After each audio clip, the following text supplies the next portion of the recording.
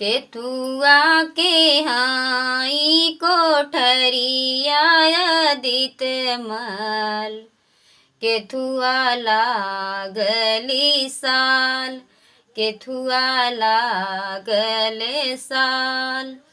केथुआ के हाई केवड़िया, के नाली पैदुआर, के नाली पैदुआर। सोनावा के हाई कोठरिया ये तिरिया, रूपे लागल साल, रूपे लागल साल।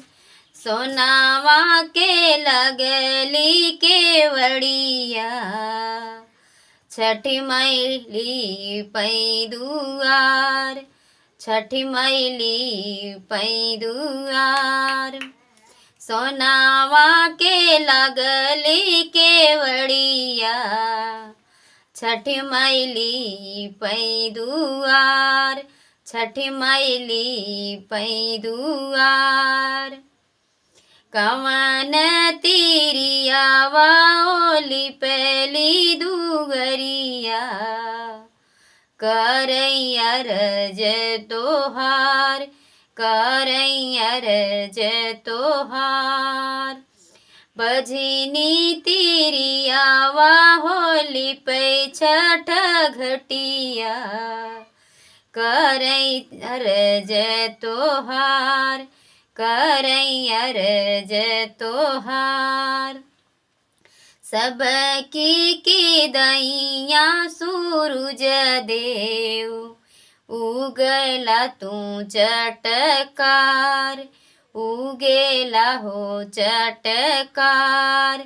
हमारी की बेरिया ये दीनानाथ, काहे भैला मलिन।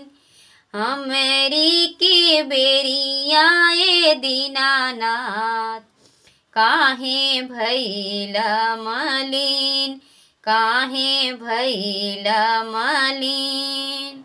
मांगू मांगू तिरिया रे मांगू, कावन फल मांगू तू, कावन फल मांग्यू तू।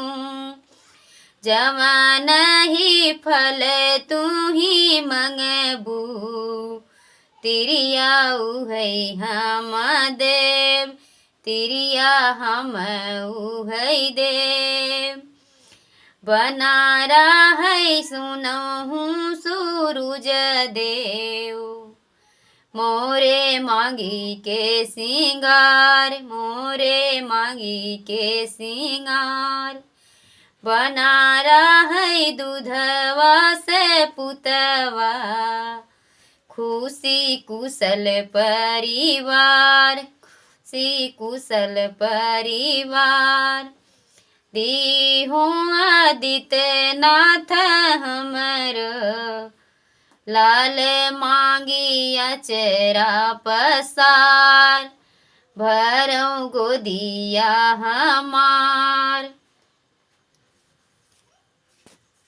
तो बहुत ही सुंदर छठ गीत है, और जो बिहार में होता है तो सब समझ में आ जाएगा गीत। और कुछ जौनपुर साइड भी और सुल्तानपुर साइड भी होने लगा है तो छठ पूजा, तो थोड़ा थोड़ा भाषा में चेंज होता है। इसीलिए हम आप सबके बीच अवधी गीत, छठ पूजा गीत ला रही हूँ। और आप सबको अच्छा लगा तो कमेंट में ज़रूर बताएं। और आप सबके बीच बहुत ही सुंदर सुंदर गीत छठ पूजा का जाएगा। और हमारे चैनल को सब्सक्राइब करें और बहुत ही ढेर सारा गीत का आनंद लें।